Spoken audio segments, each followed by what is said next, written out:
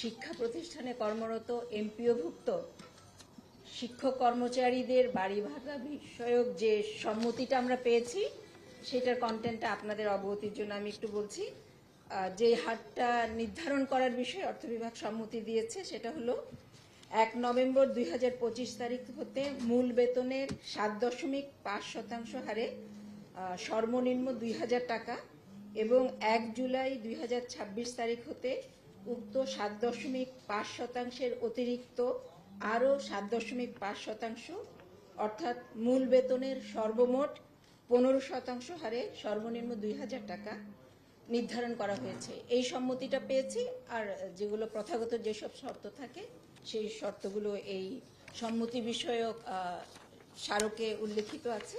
বাকিটা একটা খুবই বাস্তবসম্মত এবং গুরুত্বপূর্ণ একটা আমার মনে হয় যে অগ্রগতি হলো যে বেসরকারি এমপিওভুক্ত শিক্ষক এবং কর্মচারীদের সংক্রান্ত তাদেরকে যেটা ইম্প্যাক্ট করবে এই ধরনের একটা সিদ্ধান্ত এটা হলো।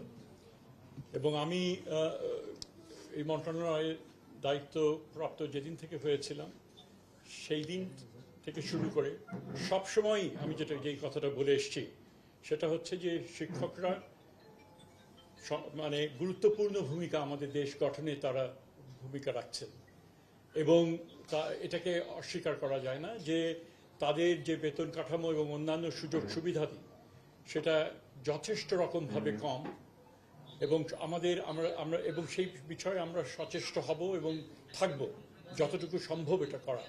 এবং একই বার্তা আমরা শিক্ষক দিবসেও এই বার্তা আমি দিয়েছিলাম। কাজে আমাদের দিক থেকে এই ব্যাপারে কোনো ত্রুটি ছিল না, আমরা চেষ্টা করেছি। এবং সেই দাবি এখানে যেই কথাটা বলা দরকার যে যতই আমরা চাই না কেন আলটিমেটলি আমাদের মনে রাখতে হবে এমন এক সময় এই সরকার দায়িত্ব গ্রহণ করেছেন ছিল যেই পরিমাণ দাবি ছিল তার যৌক্তিকতা নিয়ে আমাদের কখনোই কোনো সংশয় ছিল না। অবশ্যই যুক্তিযুক্ত দাবি ছিল, কিন্তু সেটা পূরণ করা ছিল অন্যান্য শর্ত সাপেক্ষে আমাদের সম্পদ কতটুকু রয়েছে সে কথাটাই বারবার আমরা বলেছি যে এবং সেই পরিপ্রেক্ষিতেই অর্থ মন্ত্রণালয়ের ছাড় অতীতে যেটাই পরবর্তীকালে তারা যেটা দিলেন 5% এবং সেটাই আমাদের পক্ষে এই বাজেটে সম্ভব সেটাই আমরা বলেছিলাম। কিন্তু আমরা মানসিকভাবে আমরা সকলেই আমরা জানি যে এটা আরও বেশি তাদের প্রাপ্য ছিল। তারা সেই দাবি দাবা অব্যাহত রেখেছিলেন। পরে আমি অন্য মন্ত্রণালয়গুলোর সঙ্গে কথা বলা, উপদেষ্টা পরিষদে কথা বলা এবং সর্বশেষ প্রধান উপদেষ্টার সাথে কথা বলে কয়েক দফায় এখানে আলাপ আলোচনা হয়েছে অন্যান্য উপদেষ্টাদের নিয়ে। এবং অবশ্যই আমরা এই ক্লিয়ারেন্সটা এখন এটা আমরা যেটা পেলাম যেটা আমাদের এটা করতে হবে এবং সেই প্রেক্ষিতেই আজকের এই ঘোষণা যেটা হলো যে 5% থেকে 5.5% এই 7.5% এই বছর এবং আগামী বছর এটা পুরোটা উন্নীত হয়ে 15% সেটা হবে। সো আমরা খুশি যেটা হয়েছে এবং আলাপ আলোচনা হয়েছে এবং সবকিছুর প্রেক্ষিতে গুরুত্বপূর্ণ এটা একটা অর্জন এই সেক্টরের আমরা মনে করি এবং আশা করি যে এটা আমাদেরকে এখন শিক্ষকরা তারা কর্মক্ষেত্রে ফিরে যাবেন এবং যেই উদ্দেশ্যে এটা হয়েছে সেটা হচ্ছে শিক্ষার্থীরা তারা যেন এই সুযোগ এটা পেতে পারেন এবং তার ভালো শিক্ষা হোক, হ্যাঁ, শিক্ষার মান উন্নয়ন ঘটুক অবশ্যই আমরা চাই।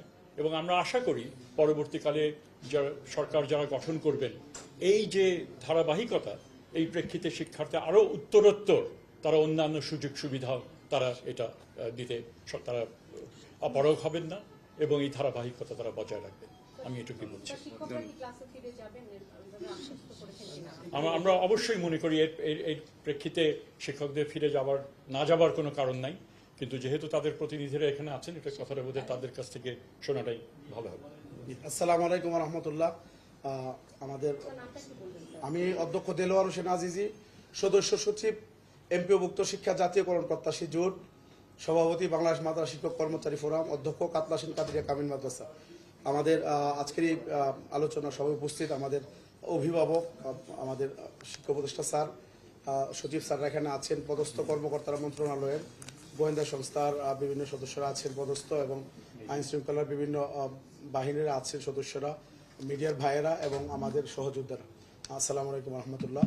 আমরা অত্যন্ত আনন্দিত যে আজকে বাংলাদেশের ইতিহাসে, বিশেষ করে এমপিভুক্ত শিক্ষকদের ইতিহাসে এটা একটা মাইল ফলক হয়ে থাকবে বলে আমরা বিশ্বাস করি। আর স্বাধীনতার পর থেকে আমাদের শিক্ষকদেরকে যে বাড়ি ভাড়াটা দেওয়া হতো মাত্র 1,000 টাকা, একেবারেই অপ্রতুল। এটা বিশ্বের কোথাও, বাংলাদেশ কেন, কোথাও মানে 1,000 টাকা দিয়ে বাড়ি ভাড়া, এটা কল্পনা করা যায় না। তো সেই জায়গা থেকে আজকে যে উত্তরণ আপনারা ইতিমধ্যে শুনেছেন যে আমাদের এখন 7.5% এখন থেকে আপনার কার্যকর হবে, আর বাকিটা আগামী নভেম্বর থেকে আগামী থেকে হবে। এটা অলরেডি আপনার প্রজ্ঞাপন উল্লেখ করা আছে। তো আমাদের তো দাবি ছিল 3টে, আপনারা সবাই জানেন, 20% বাড়ি ভাড়া, আর মেডিকেল আপনার 1500 টাকা, আর আমাদের যে কর্মচারীদের জন্য 75% উৎসব ভাতা। কিন্তু সরকারের সামর্থ্য, এটাও আমাদের বিবেকবান শিক্ষক হিসাবে আমরা এটা বিবেচনায় নিয়েছি।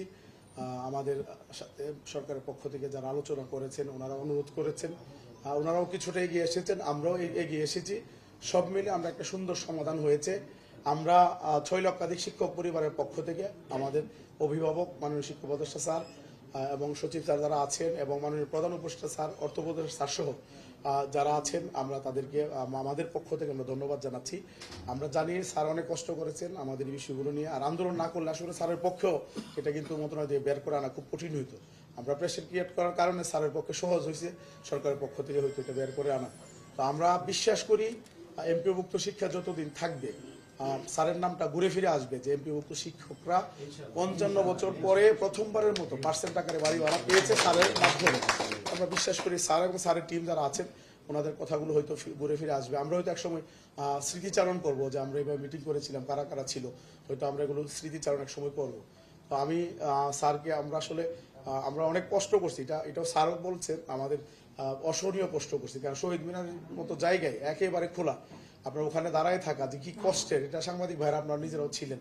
তো আমাদের কষ্টের জায়গা থেকে হয়তো আমাদের শব্দ চয়নে দু একটা ভুলভ্রান্তি হয়েছে, এটা আমরা স্বীকার করি। আমরা আমাদের অভিভাবক হিসাবে, এবং আমরা যেহেতু ওনার সন্তান তুল্য, আমরা স্যারের কাছে আমরা ক্ষমা চাই। স্যার অবশ্যই ক্ষমার দৃষ্টিতে দেখবেন আমাদের প্রতি। আরেকটা বিষয় হচ্ছে, সেটি হচ্ছে আমাদের আমরা ইনশাল্লাহ আমরা এখানে ঘোষণা দিচ্ছি যে আমরা আগামীকালকে থেকে আমাদের শ্রেণীকক্ষে ফিরে যাবো ইনশাল্লাহ। আমরা হ্যাঁ, ওইটা স্যার ওখানে ব্রিফ করবো। আরেকটা বিষয় বলি, আমরা তো শহীদ মিনারে গিয়ে ব্রিফ করবো, তো ওখানে আমাদের যে ক্ষতি হয়েছে বাচ্চাদের, যে কয়টা দিন আপনার এখানে 8 দিনের মতো ক্লাস হয়নি, ওইটার ব্যাপার আমরা একটা বিষয় খস আলোচনা করেছি আমাদের সহযোদ্ধা যারা আছেন, আমরা মিলে ওইটা আমরা ডিসকাস করবো আমাদের শহীদ মিনার ওখানে।